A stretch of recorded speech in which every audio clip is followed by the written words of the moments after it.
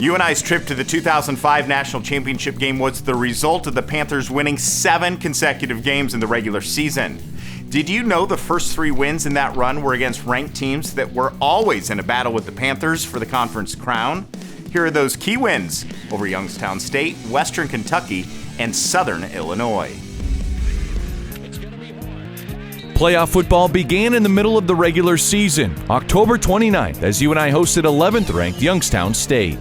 They came in and that just everything meeting was just kind of like a buzzsaw. You know, we knew we had to win. Youngstown State thought that they could come in here. You know, they're Youngstown. They have all these national championships in their history. And they were power football, and they were coming in here to kick our tail. Got in a real battle with them as far as head-to-head battling football. I mean power football, not finesse football, but power football. There's some popping going on down there. He gets across it. So we just handed the ball off the whole time, the whole game, and we dominated up front. I think we won like 21-7. David Horn ran wild for 142 yards, scoring all 3 of UNI's touchdowns.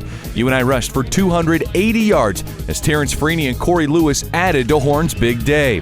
The next Saturday, Eric Sanders threw for 235 yards, and the Panthers needed every one of them.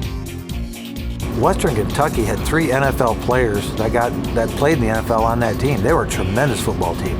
The Western Kentucky is always a dogfight. I mean, they were tough, and we fought them tooth and nail all the way to the end, and had a huge punt return, and then we got a field goal block. UNI had to block the game-winning field goal try twice after a penalty gave the Hilltoppers a second attempt. Everett Pettisclaw sent the game to OT, where Sanders snuck in for the first score on 4th down. It was the second OT that decided the game. They run a corner crash. I can still visualize this play. They run a corner crash on like the second play of overtime. When that ball was snapped, I'm yelling fire, fire, fire to Eric Sanders, and that's our code. Like if there's a corner blitz, to yell so that he knows something, he knows where it's coming from, and he can dump it off. And Sanders just shovels me the ball. And he breaks the tackle and goes and scores.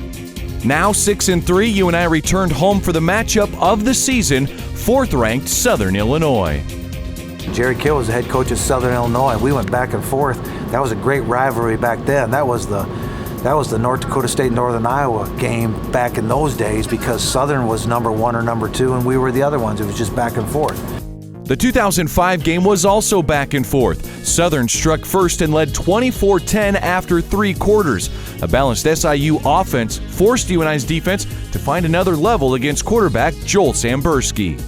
If we didn't get any pressure on them, we would have been sitting ducks out there. But that D-line really helped us out a lot, and just getting there and giving us time to, cover the receivers. I think it was the 4th quarter. We were down big. 4th quarter, they start, showing off their hands like they were going to get size for their rings. We saw on the sideline our defense. That motivated them a little more. UNI's offense began rolling, and the defense shut the Salukis out the rest of the game. The final score was a 35-yard strike through the air. That came down to the wire. Jamie Goodman caught a touchdown and ran the wrong route on to win the game.